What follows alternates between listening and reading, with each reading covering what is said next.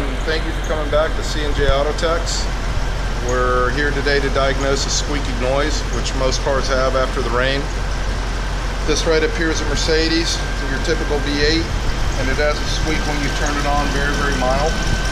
Okay, and to diagnose most of these squeaks, you need something like a stethoscope, and it's real similar to a doctor's, except it's a little bit different. It has a long rod that goes on it, and what's done with this is you put this in your ears, and then with the long part of the probe, you touch the non-rotating part of the pulleys and you listen for which one's squeaking. However, you have to be very, very careful with this, not to get it caught up in a belt.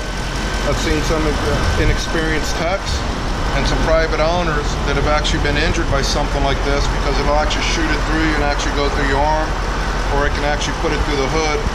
So you guys should really let a certified mechanic, qualified person do this.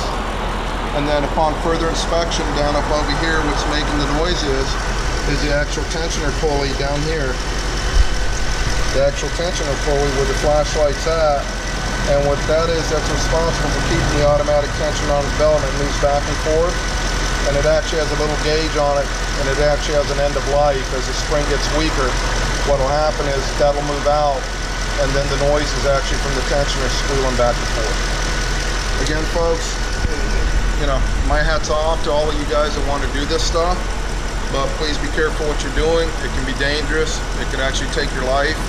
My advice to you is take it to a qualified, certified mechanic that's very, very experienced. Thanks, and we'll see you on the next time.